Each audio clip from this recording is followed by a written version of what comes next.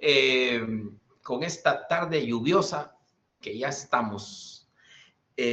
Vamos a continuar con nuestro curso de Derechos Humanos, solo para informarles que ya tengo el dato para los grupos. Los grupos van a ser en esta sección, vamos a tener 30 sentencias, ni 29 ni 31 sentencias. 30 sentencias, porque así medimos perfectamente el tiempo que nos queda durante el primer parcial todo lo que es lo que corresponde al segundo parcial. Entonces, 30 sentencias van a haber. Y de conformidad a la cantidad de compañeros, creo que van a ser grupos de 2 y de 3, nunca de 4. Así hayan nacido cuatrillizos, solo de 2, si mucho de 3. La inmensa mayoría creo que va a ser grupo de 2. Uno que otro va a haber de 3 por la cantidad, porque creo que estamos hablando un 78 más o menos de compañeros.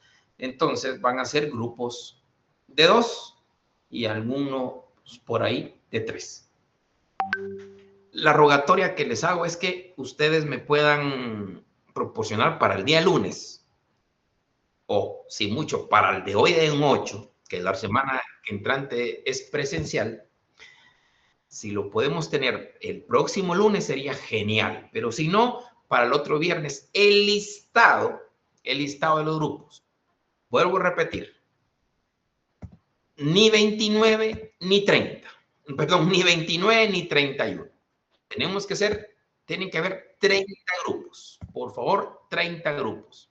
Tampoco de uno solo, tienen que haber 2, si mucho 3.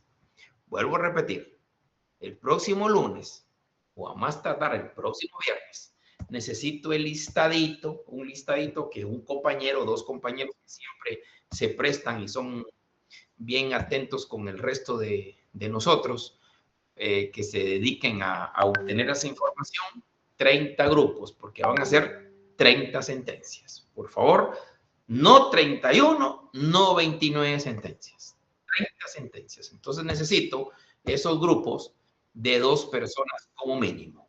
2, si mucho, 3, por favor. 30 sentencias. Que no nos ponemos de acuerdo, que siempre existe esto, pero usted tiene que poner de acuerdo. Hágalo, por favor. No quiero uno solo, uno de un grupo de una persona, que eso ya no es grupo. Entonces necesito mínimo de 2 y van a haber grupos de 3, pero ustedes ya se pueden coordinar. La idea es que el próximo lunes o el próximo viernes ya tengamos ese listado. Tampoco en forma individual, el grupo quiero que me ponga acá, el grupo no. Aquí necesito el listado general de los 30 grupos para yo asignarles las 30 sentencias. Una sentencia por grupo. Por favor, se lo suplico. Ya sea este lunes tenemos el listado, o si mucho, el otro viernes tengamos el listado. Esto sirve para el punteo del segundo parcial, como ya lo hemos hablado. Y que va a ser una exposición sobre una investigación de una sentencia de la Corte Interamericana de Derechos Humanos que va a ser cada grupo, y ese grupo también nos la va a exponer, que eso es lo interesante. Una exposición de unos 15 minutos máximo. Entonces, tenemos medido el tiempo, que sería más o menos 5 semanas, con tener 30 sentencias. Bueno, compañeritos, por favor, estamos ya claros en esto. 30 grupos, por favor, para 30 sentencias. No 29 ni 31. Bien. Entonces, ya continuamos. Lo ideal de los derechos humanos en su clasificación, como ya dijimos, derechos individuales, derechos colectivos, derechos de solidaridad. Que estos son generacionales por su aparición, por su surgimiento. Entonces, primero, pues como ya lo hemos dicho, surgieron los derechos individuales.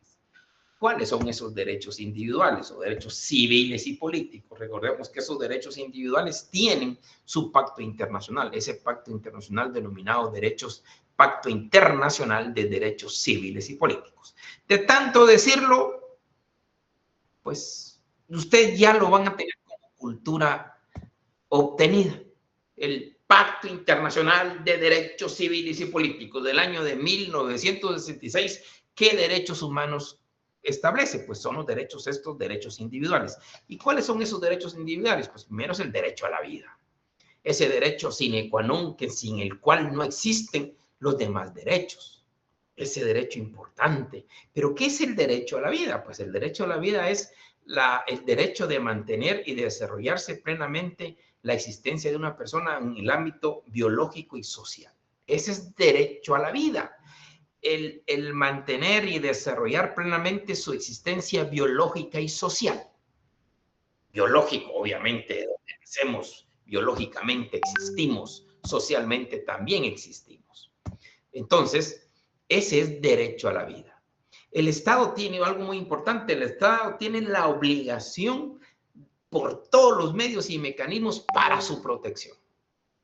Qué interesante es esto. El Estado tiene la obligación y debe de usar todos los mecanismos correspondientes para su protección. Y aquí viene el tema y el dilema. Sí, protege la vida. Entonces, ¿por qué regula la pena de muerte? Es un tema paradójico. Porque si dice que el Estado, eso dicen los derechos humanos, el Estado tiene la obligación de todas las formas posibles y mecanismos para su protección, ¿cómo es posible que regule la pena de muerte? ¿Cómo es que regule la potestad del Estado para quitarle la vida a una persona? A pesar que dice que el derecho a la vida, el Estado tiene la obligación de protegerlo por todos los medios. Y por eso surge ese dilema siempre. ¿Cómo es que el Estado, paradójico, el Estado tiene la obligación por todos los medios de la protección al derecho a la vida, pero hay excepciones porque también el Estado puede quitar la vida? No, es ilógico, es absurdo. Pero poco a poco, este cuento pues ya se hizo efectivo, no se está haciendo, ya se hizo efectivo por esas sentencias que ya se las he mencionado, las sentencias de Fermín Ramírez y Rascacó, que también las vamos a ver contra el Estado de Guatemala, por parte de la Corte Interamericana de Derechos Humanos.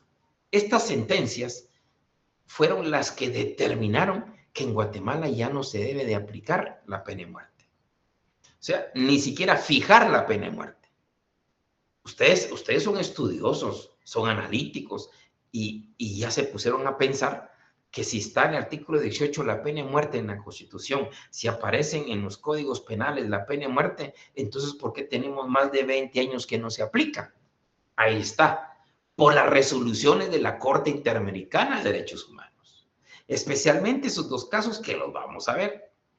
Pero no solo se quedó así, ya hace unos 5 años, 6 años por ahí, también la Corte de Constitucionalidad declaró inconstitucional esa pena de muerte establecida en esos tipos penales que contienen la pena de muerte. O sea, aquí venga un político y le viene a decir, vamos a aplicar la pena de muerte, perdóneme, ¿de qué manera? Si la CC ya lo dejó inconstitucional, si ya la Corte Interamericana dijo que no se debe de aplicar la pena de muerte, entonces, ¿por qué viene a decirnos esto? Ya no se puede, jóvenes, perdónenme, lo siento, ya no se puede. Y qué bueno que no se pueda, porque yo sé, ustedes han leído tanto las teorías evolucionistas como antievolucionistas de la pena de muerte, hay pros y contras, pero hay un tema muy relevante con el tema de la pena de muerte, yo creo que ustedes ya lo han visto, los errores judiciales, esos son graves. O sea, mucha gente ha muerto derivado de errores judiciales. Y no podemos estar nosotros permitiendo ni siquiera instando esa pequeña posibilidad que alguien se enfrente a una pena de muerte, lo ejecuten por errores judiciales, máxime en nuestros medios, cuando no hay muchos medios científicos, no hay muchos medios técnicos que aseguren que la persona pudo haber participado en un hecho delictivo.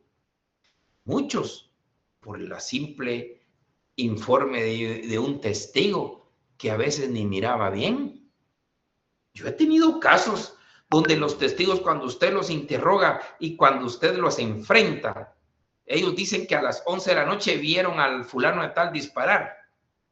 Y cuando uno le pregunta, ¿y usted usa lentes? Sí. ¿Y usted esa noche ha usado lentes? No. Ah, bueno, perdóneme, perdóneme. Y así exactamente han habido muchos errores judiciales. Hay un caso interesante en Estados Unidos donde ha abundado los errores judiciales. Pero hay un tema bien especial de una persona que manda a llamar un día antes de enfrentar la ejecución a la pena de muerte en Estados Unidos. Él solicita un último deseo. Y su último deseo, y esto es real, eso está en periódicos, su último deseo es que quiere hablar ante los medios de comunicación y a darles un mensaje a sus hijas. Entonces le conceden su último deseo y llaman a los medios de comunicación y él habla a los medios de comunicación, pero el mensaje va dirigido a sus hijas y les dice que no sientan vergüenza por él, porque él les promete antes de la ejecución que él no fue el autor del delito, que él no cometió ningún delito y que él en su vida no ha cometido ningún delito y que es una injusticia que el Estado ha hecho para condenarlo y que el día de mañana lo van a ejecutar. Perfecto. Le dieron su oportunidad, al día siguiente lo ejecutaron. Ahí quedó. Pero a los 20 años aparece el verdadero asesino de las víctimas. ¿Cómo recuperamos esa vida?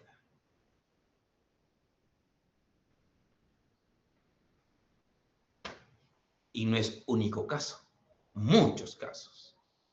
Esos teniendo toda la tecnología y aquí en Guatemala, con pruebas testimoniales, que hasta se les obligan y se les forzan a decir semejantes barbaridades.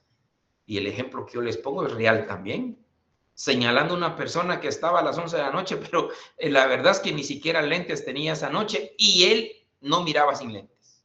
Y así hay muchos testimonios.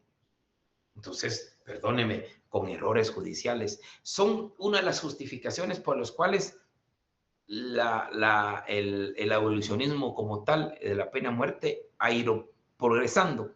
Pero aparte de este tema de paradójico, que el Estado está obligado por cualquier medio a respetar el derecho a la vida y cómo es posible que haya excepciones. Porque cometió un delito atroz, porque perfecto, pero hay otros mecanismos. Se ha probado en el mismo Salvador que unos lo aplauden, otros lo aplaudieron, o ya no tanto. Que la pena de muerte, ¿acaso ahí con pena de muerte quitaron las maras? ¿Con pena de muerte disminuyeron los homicidios? No. No utilizó la pena de muerte. Otros mecanismos utilizó, pues no la pena de muerte. Entonces, no es cierto esto, es totalmente falso que con la pena de muerte se reducen los crímenes, no. Llegó al extremo, compañeros, si ustedes lo analizan un poquito, el 201 es del delito de secuestro. En el año 96 hubo una reforma del delito de secuestro donde dice que a todo secuestrador, ojo, esto es grave, y también esto nos aleccionó la Corte Interamericana de Derechos Humanos. Por eso es importante ver las sentencias. Nos aleccionó la Corte Interamericana de Derechos Humanos en estos casos, porque dice, si usted revisa su 201, todo aquel que cometa el delito de secuestro se le impondrá la pena de muerte. O sea, es una pena única. Mire qué grave que exista una solo pena única. Es grave. Es absurdo. Igual aparecen otros tipos penales como el robo de objetos religiosos. También pena única. 20 años pena única. ¿Cómo es pena única? La pena única es inhumana. Es absurda. Porque la pena única, compañeros, es lo más absurdo porque usted tiene que medir circunstancias que agravan y circunstancias que atenúan. Esto ustedes lo vieron en su derecho penal. las circunstancias que atenúan la pena y circunstancias que agravan la pena. Quiere decir que en todos los hechos no son con dibujito exacto. No hay hechos exactos. Hay hechos que son parecidos, pero no exactos. Hay hechos que se parecen, pero hay circunstancias de ese hecho que agravan la pena. Pero también hay circunstancias de ese hecho que atenúan la pena. Entonces, usted como juez tiene que determinar si hubo circunstancias que agravan o circunstancias que atenúan la pena. Entonces, no puede poner pena única. Es absurdo. Pues el delito de secuestro está pena única. Lo único que dice es, y cuando no se puede imponer la pena de muerte, no se puede imponer a quienes no se les puede imponer la pena de muerte. Ustedes lo saben más que yo, a las mujeres y a los adolescentes. De ahí todo lo demás se les puede imponer la pena de muerte.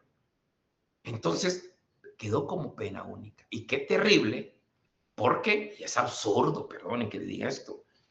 No es lo mismo secuestrar y matar que solo secuestrar. ¿O usted cree que es lo mismo? ¿Usted cree que es lo mismo aquel secuestrador que secuestraba a un niño, le daba su medicina, le daba sus cuidados, le compraba hasta pollo campero, lo cuidaba, y al momento de la recuperación, pues lo entregó con vida, sano y salvo, sin ningún problema? ¿Usted cree que las mismas circunstancias y características es al segundo? El segundo es cuando al niño no le dan alimentación, al niño lo golpean, al niño lo violan, al niño le quitan las orejas, le quitan los dedos y lo matan. ¿Usted cree que es lo mismo? Que no es lo mismo, pero así es el legislador de absurdo. Las penas únicas atentan a los derechos fundamentales. Cada hecho tiene particularidades. Ahí entra la igualdad que vamos a ver más tardecito. Entonces, por eso son aspectos que la Corte Interamericana determinó y que no es viable la pena de muerte, y por eso ya no hay pena de muerte. Aunque le vengan los políticos, díganle, pero mire, pero si la Corte de Constitucionalidad ya lo creo inconstitucional, y no le miento yo, reviso su Código Penal y ahí le va a aparecer, porque esos creo que son anotaciones que ya aparecen, dice, declaraba inconstitucional en el expediente tal y tal. Entonces ya no hay pena de muerte, jóvenes. Y de conformidad al artículo 4 del Pacto de San José, que también lo vamos a ver, señala que ya penas de muerte a partir del año 78 ya no se pueden establecer. Entonces, que no nos mientan. La idea es proteger el derecho a la vida, a toda costa. Y sobre esto es, ¿cuándo hay vida? ¿Cuándo surge la vida? Y aquí viene una sentencia que se las he mencionado constantemente, la de contra Costa Rica, la inseminación artificial versus Costa Rica. En esa señala cuándo, o sea, la vida, según el Pacto de San José, artículo 4, se protege desde la concepción. Nuestra Constitución, según el artículo 3, se protege desde la concepción. Bueno, qué coincidencia, ¿va? Si es el pacto es antes que la Constitución. Entonces, dice, se protege la vida a partir de la concepción. Ahora, lo importante es que la Corte Interamericana de Derechos Humanos determina cuándo inicia la concepción. Y ahí, como yo les dije la vez pasada, se unen perfectamente la doctrina de Roxin analizada con la doctrina establecida por la Corte Interamericana de Derechos Humanos, que inicia a través de la anidación. Eso lo vamos a ver ya en sentencia. Porque ahí empieza a dar los primeros signos de vida. Ahora la pregunta es, ¿cuándo hay muerte? ¿Cuándo hay muerte? Pero más interesante, porque ustedes ahorita están viendo delito de homicidio, ¿verdad? Está delito de homicidio, delito de asesinato, esos delitos de sangre que a muchos les gusta. ¿Ya se pusieron a pensar ustedes cuándo hay muerte? Porque el 123 le dice, quien diere muerte a una persona. Bueno, ¿cuándo hay muerte? ¿Ya se puso a pensar usted eso? ¿Ya vieron ustedes en su parte especial cuándo hay muerte? ¿Dónde se regula la muerte? Los escucho. ¿Cuándo hay muerte?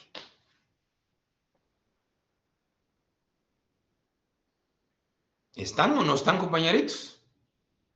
¿O solo yo estoy hablando? Bueno, como yo solo estoy hablando, no pasa nada. Por eso es bonito interactuar en clase. Entonces, ¿cuándo hay muerte? No se han puesto a pensar. Revisen su código penal y no encuentran cuándo hay muerte. Entonces, es un secreto. Y apúntenlo en su código penal, por favor, apúntenlo. La muerte se regula en la ley de donación de órganos. Y algo muy importante, esta ley estaba surgió en el año 96. Ahí donde nos decía que la muerte se da cuando existe una muerte cerebral. Pero lo tenemos en ley, porque el Código Penal no lo dice cuando hay muerte. Esta nueva ley que fue reformada el año pasado, en el año 2024, se llama la Ley de Donación de Órganos. También esta reformó la del año 96. Y es apenas el año pasado, entró en vigencia. Y es interesante porque ahí habla que existe muerte cerebral y también existe la muerte cardiorrespiratoria. O sea, hay dos situaciones por las cuales se puede dar la muerte. Lo importante es que existe ya en ley. Porque usted decía, hay muerte. ¿Y cuándo hay muerte entonces? ¿A dónde acudir para determinar que hay muerte? Con vida, ya sabemos, Corte Interamericana de Derechos Humanos. Y esto es muy importante, porque esos días pueden determinar si fue aborto o no fue aborto. Y también esos instantes pueden determinar si hubo homicidio o hubo tentativa de homicidio. Entonces, es importante tener regulado esta situación, pero es más importante saber en dónde está establecido.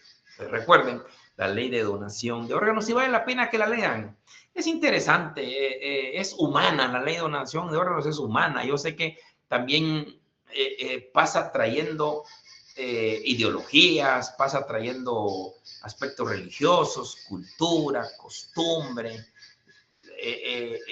¿A cuántos no se nos ha dicho que si Dios nos crió así, Dios nos quiere así? Que es pecado que dar órganos, porque Dios quiere que uno los conserve. Otra gente dice que no, mire, más humanos, si a usted ya no le sirve el hígado y la otra persona está con grandes padecimientos porque necesita su hígado, ¿por qué no lo da? Esto es cuestión de educación, cuestión de cultura. En otros países la donación de órganos es normal. De hecho, en su propia DNI o en su propia constancia de identificación, cuando cumplan la mayoría de edad, 18 o 21 años, ahí hay un apartado donde usted puede decir si consiento en donar mis órganos o simplemente no consiento en donar mis órganos. Ya es cultura general, ya es básico. Aquí estamos redescubriendo este tema. A pesar que teníamos una ley del año 96, pero como muchas veces pasa en Guatemala, lamentablemente, no se da esa prevención general negativa que hablamos en derecho penal. No se da porque se desconocen las normas.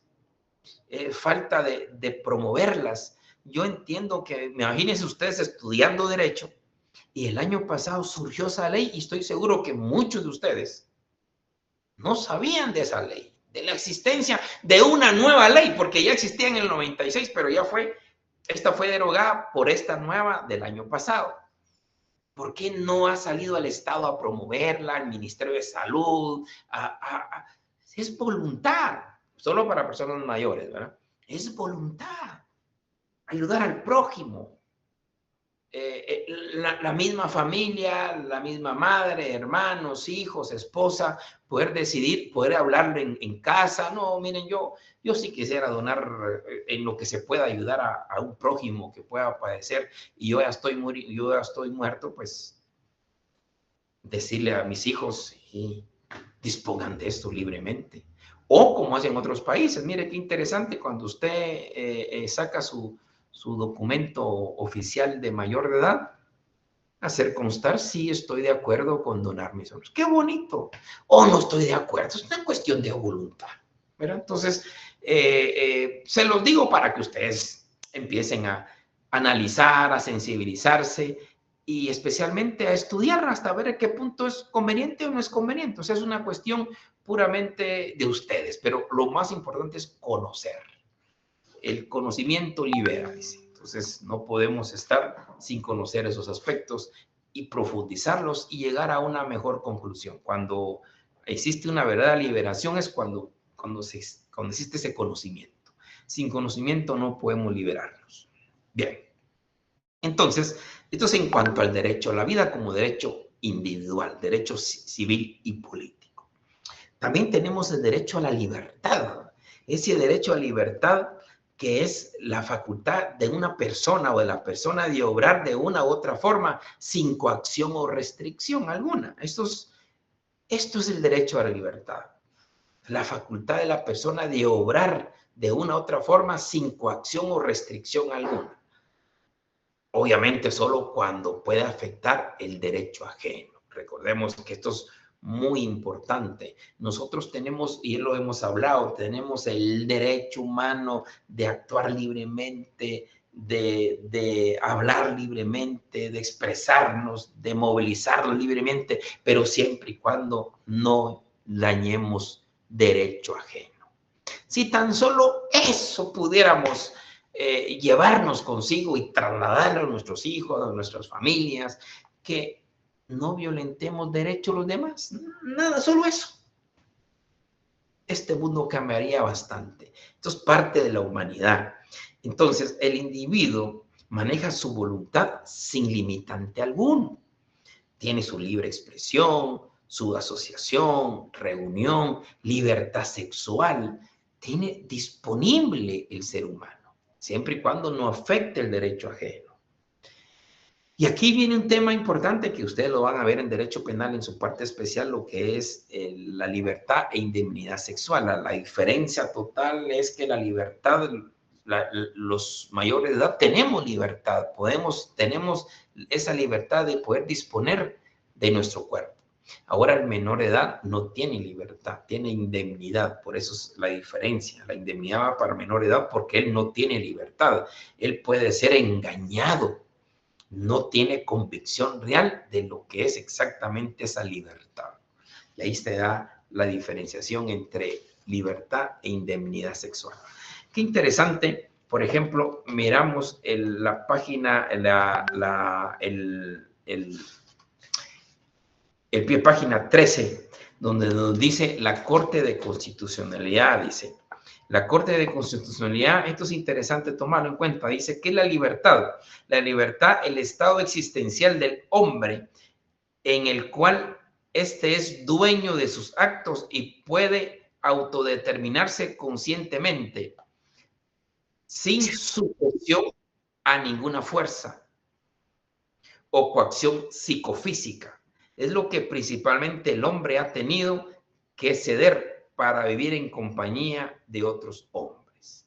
Esto lo dice la Corte de Constitucionalidad en el expediente 2885-2008. Obviamente se siente un poco feo al decir hombre en lugar de ser humano, ¿verdad? Yo también lo entiendo. Y qué bonito es que esto va evolucionando, porque al menos a mí ahora me afrenta bastante cuando en términos del 2000 en adelante todavía hablemos como solo palabra hombre. Yo creo que lo más, para ser más integral, el ser humano. En ese orden de ideas, la libertad es la facultad que se disfruta en las naciones bien gobernadas de hacer y decir cuando no se oponga a las leyes ni a las buenas costumbres. Esto lo dice la Corte de Constitucionalidad. También algo interesante, nos habla la jurisprudencia del Tribunal Europeo de Derechos Humanos cuando nos dice en qué es lo que señala por la libertad individual, la que puede ser coartada únicamente si existe una privación de libertad, si existe una obligación de retiro de un país a donde no pertenece, está ilegalmente, el de retiro o detención por una enfermedad de transmisión que puede dar a la población, el de por sujeto a un determinado procedimiento, por un peligro de fuga o una obstaculización a la persecución penal. Entonces la misma Corte Europea de Derechos Humanos señala que se puede coartar a esa libertad simplemente siempre y cuando exista esa autoridad judicial o esas condiciones establecidas. También es importante lo que nos dice la Corte Interamericana de Derechos Humanos, en este caso Rosendo Cantú, esto es muy importante, lastimosamente un poco grande, pero dice, le dice la Corte Interamericana en cuanto a la libertad e indemnidad sexual. Dice, es una investigación penal por violencia sexual, es necesario que la declaración de la víctima se realice en un ambiente cómodo y seguro, que le brinde privacidad y confianza. La declaración de la víctima se registre de forma tal que se evite o limite la necesidad de su repetición. Esto es muy importante. En el ámbito penal regularmente miramos esto, y esto qué bueno que lo zanjó la Corte Interamericana de Derechos Humanos, porque a veces, especialmente los niños o niñas, tienen que repetir 3, 4 veces su declaración. Eso es inhumano. Una niña lo dice en la policía, esa misma niña lo dice en el MP, esa misma niña lo dice con una psicóloga, esa misma niña lo dice con el juez 4 veces. Y eso es inhumano, y esto lo dice esta sentencia de la Corte Interamericana de Derechos Humanos. También dice que se documenten y coordinen los actos investigativos y se maneja diligentemente la prueba tomada muestra suficiente, realizando estudios para determinar la posible autoría del hecho, asegurando otras pruebas como la ropa a la víctima, la investigación inmediata del lugar, los hechos. Esto es un tema que vamos a ver en unas sentencias, especialmente la de Claudina Velázquez, una niña que fue compañera de la facultad, estudiante de aquí de la facultad, fue asesinada, fue ultrajada, y ahora últimamente ha salido en las noticias porque se quiere hacer justicia. Yo recuerdo que esta semana o la semana pasada sometieron a proceso, ligaron a proceso a 2 personas en ese caso.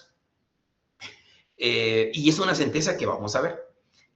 Pues resulta que un grave, y eso fue hasta la Corte Interamericana, para que la Corte Interamericana le jale las orejas al Estado de Guatemala. ¿Cómo es posible? Y por eso surgen las alertas, Isabel Claudina, Alba Kennedy y todo el asunto, porque si a usted se le desaparecía su hija, su hermana, su mamá, usted iba a la policía y le decía, ¿cuántos días tiene desaparecida su hija? Pues desapareció hace 2 horas. Ah, no se preocupe.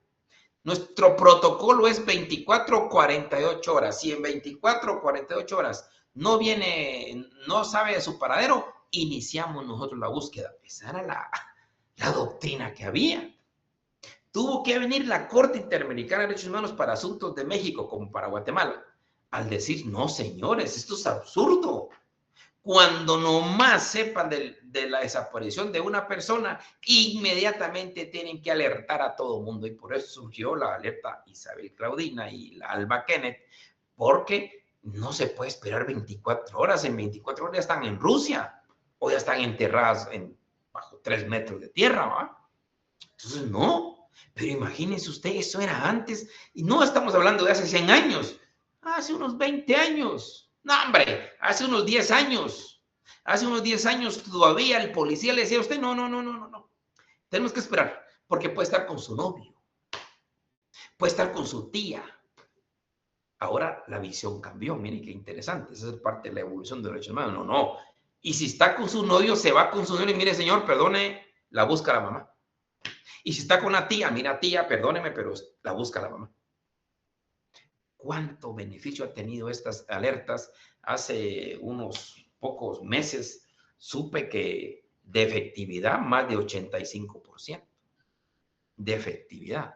No sé si ustedes han visto cuando anuncian una alerta y al día siguiente, 2 días, dicen, ya apareció la víctima, apareció en Izabal, apareció en Petén, apareció en Sololá. No sabemos en qué condiciones, pero apareció. ¿Qué hubiera pasado si no estuvieran estas alertas? Terrible. Entonces, pero tuvo que venir la Corte Interamericana de Derechos Humanos, como ya está esta sentencia y las sentencias que vamos a ver que le corresponde al Estado de Guatemala. Hay cosas tan tremendamente absurdas que uno no cree que se den en la realidad, que antes no había ni protocolo para el caso de estas señoritas asesinadas. Vamos a ver el caso de las algodoneras versus México, es que hasta se volvió una película donde participa Jennifer López, la ciudad de Veracruz creo que se llama, una película interesante y es lo que narra exactamente esta sentencia. Pero bueno, estas son las cosas que por eso, vuelvo a insistir, la importancia de tener presente las sentencias de la Corte Interamericana de Derechos Humanos que nos alecciona constantemente en el derecho interno de Guatemala. Bueno, entonces tenemos derecho a la vida, derecho a la libertad como derechos individuales, pero también tenemos derecho a la igualdad como un derecho individual, esos derechos civiles y políticos. Derecho a la igualdad es un tema bien importantísimo porque tenemos ese concepto vago que derecho a la igualdad es igualdad para todos. No, no. Derecho a igualdad es tratar en forma desigual a los que son desiguales y tratar en forma igual a los que realmente son iguales. Ese es el verdadero principio de igualdad y el derecho de igualdad. Tratar en forma desigual a los que son desiguales y tratar en forma igual a los que realmente sean iguales. Un ejemplo tan sencillo para comprender esto, porque a veces siempre dicen, no, es que todos tenemos que estar medidos y cortados con la misma tijera. No, no debemos. Eso atenta al principio de igualdad. Cuando todos los cortamos con la misma tijera, no. Hay circunstancias que dependen. Si hay alguien que está en desventaja, ahí tenemos que darle la discriminación positiva que se llama. Que discriminar positivamente para darle las condiciones y ponerles en sentido igual que los demás. Por ejemplo, yo lo que siempre critico constantemente, ya lo saben, lo de la municipalidad, y no me importa que lo vuelvan a escuchar, son las famosas. Y esto para mí, perdonen, de aquí en adelante hasta que me dejen de ver y me soporten, voy a hablar de esto siempre. Hasta que alguno de ustedes se anime a tener un amparo que me encantaría. Las pasarelas. Las pasarelas son desiguales. Las pasarelas atentan contra la igualdad de las personas. ¿Por qué hacen las pasarelas solo para las personas que las pueden subir? Como que solo ellas necesitan las pasarelas. Es que es en serio. Es cuando nosotros no integramos a la sociedad, cuando nosotros no nos pensamos, no nos humanizamos. ¿Por qué no pensamos en las personas que andan con silla de ruedas? ¿Por qué no pensamos con las personas que apenas les cuesta caminar? ¿Por qué no pensamos con las personas que llevan a un niño cargado? ¿Por qué no pensamos en las personas que andan con carruajes? ¿Por qué no pensamos? En la propia facultad lo vemos. Miren, ustedes están cursando en el cuarto nivel. Hay elevadores. Hay rampas. Se piensa en la pobre persona que anda en silla de ruedas. Se piensa en la persona que anda en muletas. Se piensa en esta pobre madre, quizás en la tarde no se ve, compañeros, que en la tarde no se ve, pero la noche en la facultad es mágica. Mágica. Es hermosa, es linda, se ve de todo. Ahí están las madres dando de mamar a sus hijos y recibiendo clases, cosas que no muy se ven en la tarde.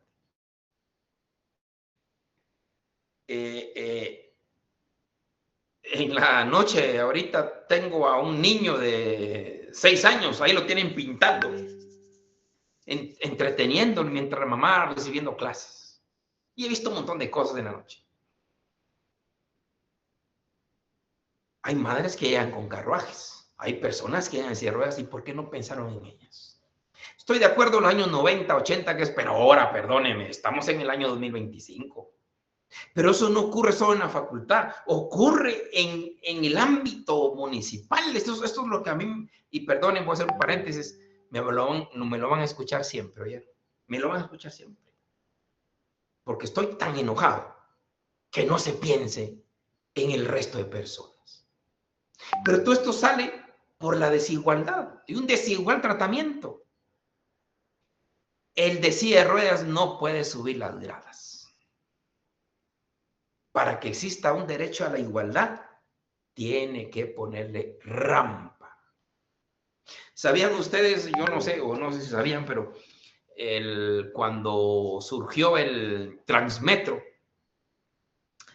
bueno, muchos de ustedes quizás no habían nacido, no lo sé, pero el Transmetro aquí fue una novedad. Porque nosotros estamos acostumbrados, lamentablemente, en nuestra idiosincrasia, nuestra cultura, nuestra falta de educación, estábamos acostumbrados a estar en el montón. Yo no sé si a alguno de ustedes les tocó subir a autobuses, del autobús se detenía y éramos como 60 queriendo meter de primero. Yo no sé si ustedes lo han visto en caricaturas, pero eso es lo que pasaba en Guatemala. O lo han visto en la India y así era Guatemala. Hoy me encanta ver en las colas, bueno, no me gusta usar el servicio público por mucha carencia que hay, pero en lo que veo es las personas ya hacen su fila. Eso era impensable hace 20 años, créanme. Todos, el famoso que llega de último y se quiere meter el primero, pasaba. Pero el Transmetro, recuerdo que el alcalde estaba tan ilusionado en implementar y ya surgió y señaló fecha para iniciar y resulta que un amparo votó la inauguración. El señor estaba tan furioso, ustedes ya saben quién es. ¿Y saben quién lo votó? Las personas con discapacidad. Porque no habían rampas, solo habían gradas. Entonces dijeron no. Con base en el principio de igualdad, exigimos rampas para todas las personas. Y por eso que ahora hay con rampas, pero no crea que fue una idea original, fue a través de una acción constitucional de amparo. Entonces, ahí es lo que florece la igualdad, tratar en forma desigual a los que son desiguales y tratar en forma igual a los que realmente son iguales. Por ejemplo, el pago de impuestos. Imagínense usted, sería igualitario el tratamiento que todos tendríamos que pagar 5,000 quetzales de impuestos. No, no es igual, porque el que gana 100,000, pues, pero ¿y si gano 10,000? No es igual. A no es que el principio de igualdad es que todos seamos iguales y todos aportemos igual. No, momento. Ahí se violenta el principio de igualdad. El principio de igualdad es tratar en forma desigual a los que son desiguales. Aquí hay que tratar en forma desigual porque si yo gano 10,000 quetzales y usted gana 100,000 quetzales, usted tiene que aportar más que yo. Por el principio de igualdad. Ahí entra el principio de igualdad. Entonces, definitivamente, cuando se habla de esa manera, el principio de igualdad como derecho de igualdad, automáticamente tenemos que recordar es tratar en forma desigual a los que son desiguales y tratar en forma igual a los que realmente son iguales. Ahí entra también el tema de la ley del femicidio, un tema bien importante, porque mucha gente se ha quejado con la ley del femicidio. ¿Cómo es posible que esta ley es desigual? Pues no es desigual. Una sencilla razón. Si usted lee la ley del femicidio en sus considerandos, artículo 1 y artículo 3, señala que esa ley únicamente se va a aplicar cuando exista una relación desigual de poder de hombre a mujer. Interesante. Si existe relación desigual de hombre a mujer, sí se aplica la ley. Pero si no existe esa relación desigual de poder, no. Ahí se da lo que en doctrina se conoce como discriminación positiva. Que a la mujer que está... bueno, y el artículo 3, inciso G, el que no me lo cree, búsquelo. Además, ustedes ahora tienen su iPad en la palma, su mano, todo lo encuentran. Artículo 3, inciso G, nos aclara qué es relación de poder. Y ahí dice, relación desigual de poder es cuando la mujer está sometida, dominada, totalmente cohibida.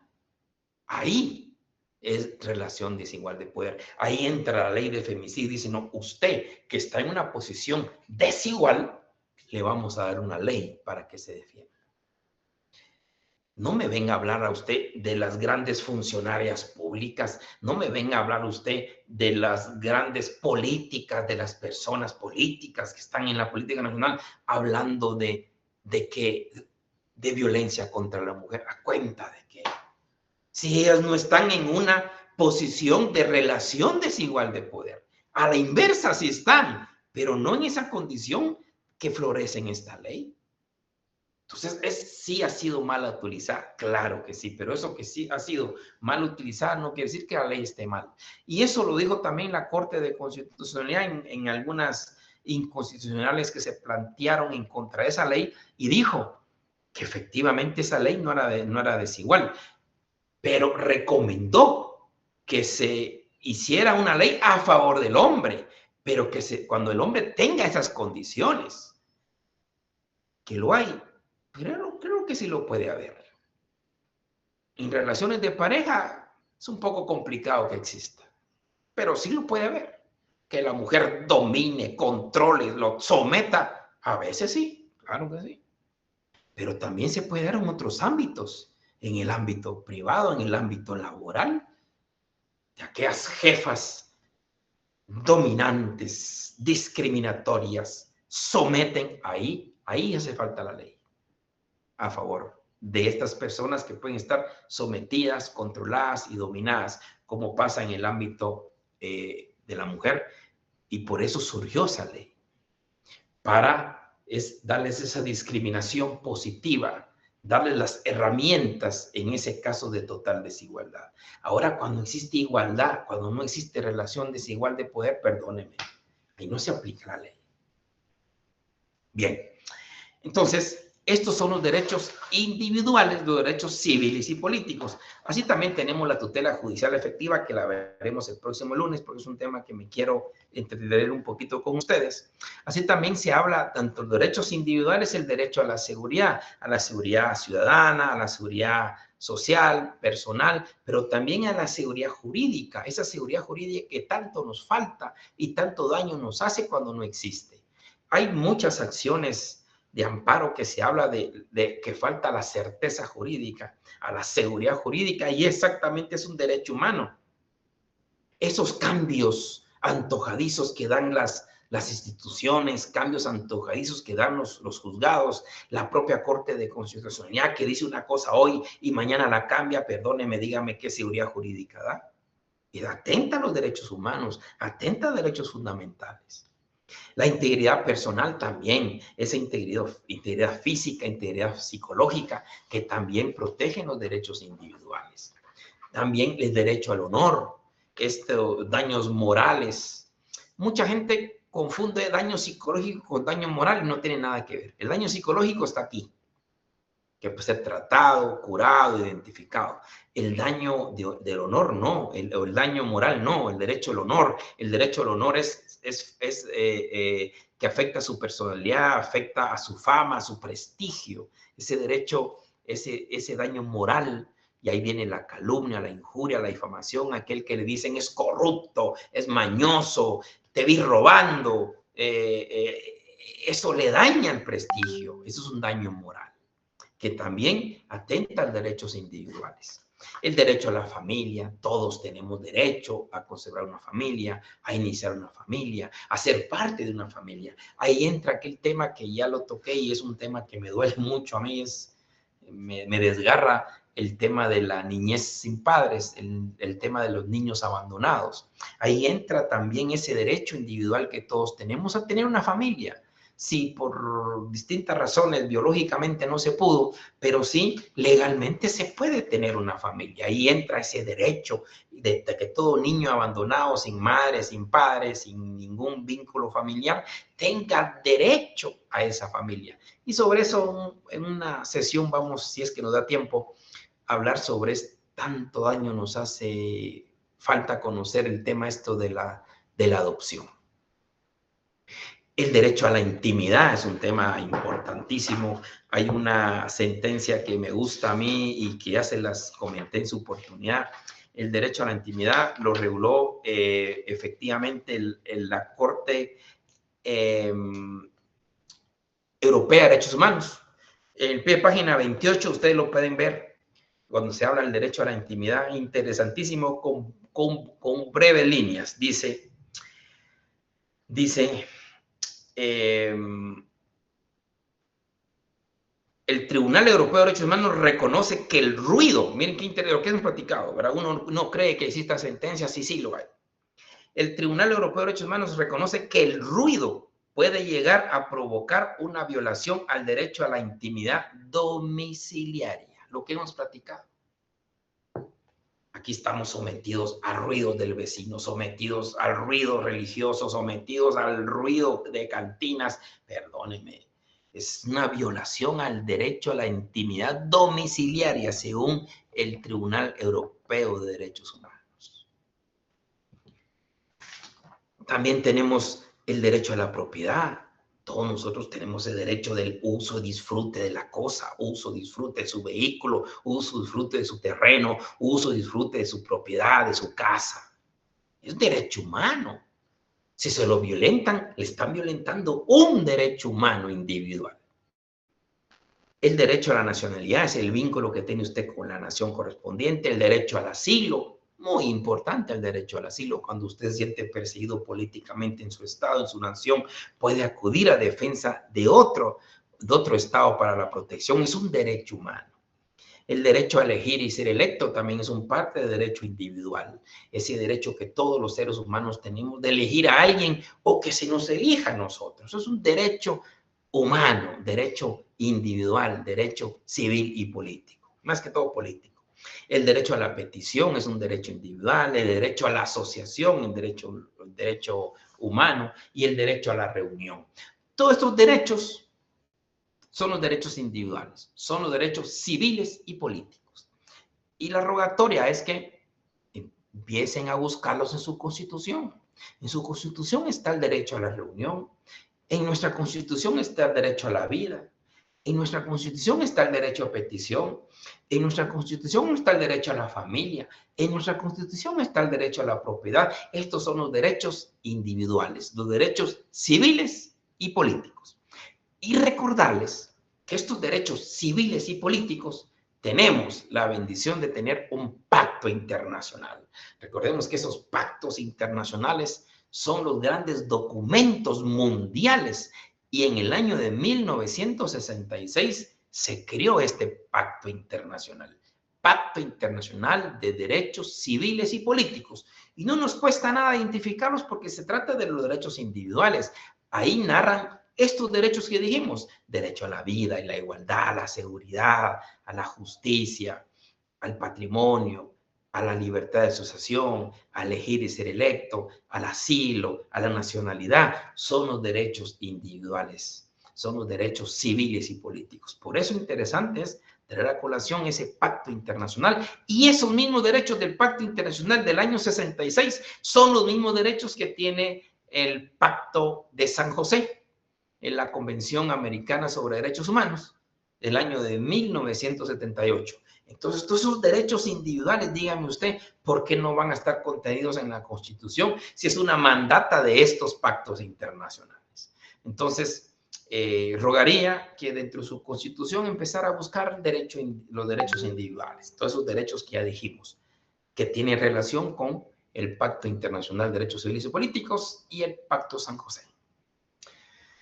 Muy bien, compañeritos. ¿Algún comentario? Estoy aquí dispuesto para ustedes, sin ninguna pena, por favor. porque esto parece monólogo, ¿verdad? Pero yo entiendo lo monólogo de estas clases porque así es, pero interesante pues que ya la próxima semana nos vamos a volver a ver. Yo les rogaría nuevamente de todo corazón que hagamos este listadito. Bueno, insistir, si no lo tenemos el día lunes, no hay preocupación. Tenemos todavía el día viernes, porque del viernes adelante ya arrancamos con los casitos. O sea, no para presentarlos, sino para que ustedes empiecen a trabajarlos en lo particular. Bien, compañeritos, si no hay nada más que hacer constar, pues desearles una feliz tarde y un buen fin de semana, que lo disfruten de maravilla. Nos miraremos el próximo lunes ya ahí con ustedes.